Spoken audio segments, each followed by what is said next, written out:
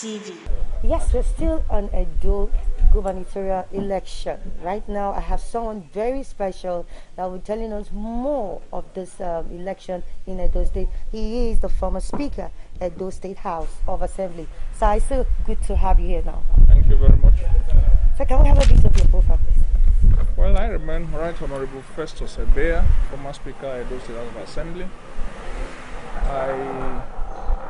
I've been in this game now for almost 10 years, and we at the moment are begging God to crown our candidate, Pastor Sergey Zeyamo, the next governor of the state, under the platform of the All Progressive Congress APC, come 19th of September 2020. Okay, still on elections, what are your tactical skills for, because we know Pastor Ezeyamo as one of the grassroots politicians. So what is the skill that you're going to bring so that you can take over the state in Edo State? What is important is we are marketing a man that had seen it all in Edo State. Born in Benin, primary school in Benin, secondary school in Benin, university in Benin, went out to do his law school in Lagos, came back to serve in a neighboring state called Ondo State, and returned back to Benin. He's been doing his business here. At a point in life, became a clergyman, and of course, he's pastoring a very big church within the Redeemed Christian Church of God. He's a man that a lot of people have come to know as somebody that you can really believe in. A man that you can be rest assured will answer to your needs. A man who, while he was in government, was able to touch lives. Even outside government, he's still touching lives. A man that every person who has come across with him never go back, and a man we know has all it takes to take Edo State to the next level. So how much are the voters going to be protected, especially when it comes to the day of election? Their vote is going to be protected, not going to be rigged at this time? This election will remain the most peaceful election in Edo State because at the end you ask, there's really not going to be any contest. Without sounding arrogant, there's not going to be any contest because the voters are too enlightened, too civilized to know that there is difference between darkness and light. Light vanquishes darkness. And of course, Pastor Sergey Zeyamo represents light. And every member of the Edo State society know that there is no way you can tell a betrayer thank you.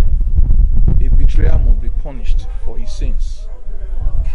If you are a student of literature, you find out that there's always the law of hamartia, what we call hubris, that must always befall people who always think they can eat their cake and at the same time have it.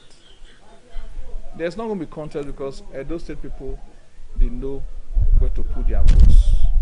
They will just do it that day. There's not going to be any skirmishes. Whatever you are hearing on the day of election, you'll be waiting to hear where the problem will come from. You're not going to see it. Because as we sit here, we know that we Edolites want a peaceful election. And nobody will allow him or herself to be used to occasion crisis in the state. And of course, you equally know that APC is a party that is really rooted in Edo State and one of the key states in the South. And they're not going to let it go because so far, Adam Oshomole has started pioneering APC governance in Edo State. He has actually laid a solid foundation. It's upon that plank we all thought Obaseki would build upon, but he couldn't. So we're now getting somebody who, of course, was a major player in the emergence of Oshomole to please come back and actually take governance of Edo State from where Oshomole left it. So you're saying that this government had not done a continuity of what Adams Oshomole did? No, there's no continuity. I tell people, if you are talking about continuity, You look at a week ago, we went through the Ogida area, what we call POI, where Oshomole took the road to 4 years ago. Is where the road is. The stormwater, where he stopped it, is where it is.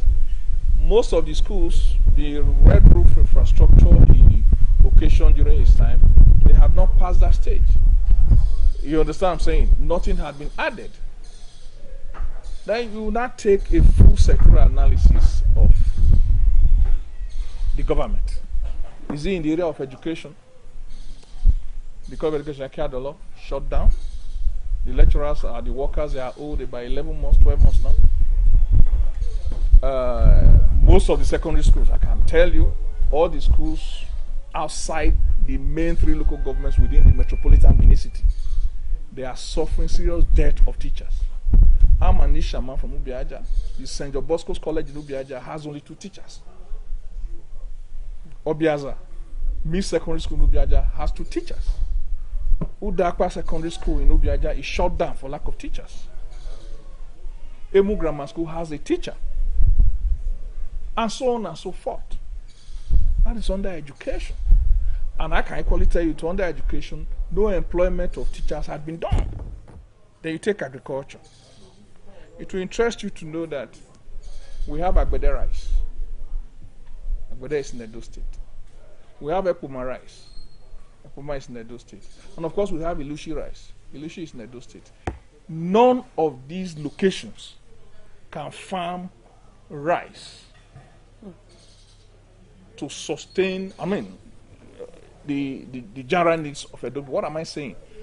They go about collecting billions of nairas from Central Bank and World Bank to boost agricultural production in Edo State. So where is it? What will it have taken the government to put money in these areas where we enjoy serious comparative advantage? Nothing. Is it in cassava production? Statistics will show you that Edo State remains the highest cassava producer in Nigeria.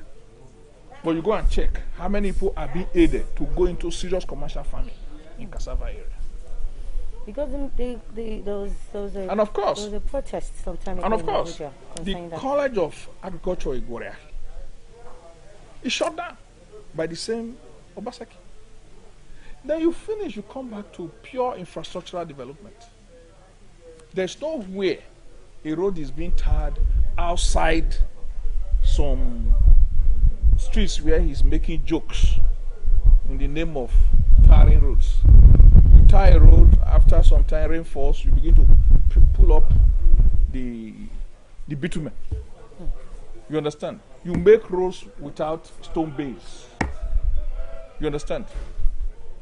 So there's really nothing you can really take home when you say, this is the reason I will vote for this man. And he's taking the Edo people for granted, thinking that social media will vote for him. What we are saying now is, whatever you say you have been doing, I mark it. Edo people want to see it. Show me the ocular proof. Showspire will say, show me the ocular proof. Show me the proof with that my eyes can see. So there's nothing we can see that will say Obaseki is doing. If there is, let them tell me. He signs MOU. And when you sign MOU, money exchanges hands. Yes. In the name of bringing a man who is probably going to make a design and show back and all that. Who are these companies? Phony companies. You understand? These are the issues that will form the decision of every Edo voter. Not how much of lies you try to peddle about. Around. Correct. What do you have to tell the people of Edo States as they go out to do their voting? What should be at the back of their mind? Every Edo voter is being enjoined today to please go out there and cast their vote for the APC. Cast their vote for Pastor Sage Ezeyang, a man that has been living with us, a man that we can trust, a man that we know that his personal life is excellent, a man we know that is not carrying false certificate, a man we know that is not carrying fake tax clearances, a man we know will say and do whatever he says. So that will be all for now for exclusive interview. We'll still bring more for you. I still remain Kukuma Christie. Till I see you again. Thank you. Thank you. My fellow Edo people, this is a shout out to you. You must know that COVID-19 is real. You must please abide by the NCDC protocol of social distancing, continuous washing of hands with soap, and of course sanitizing your hands and your environment. Please be conscious of this and do the needful so we can defeat this pandemic. Thank you.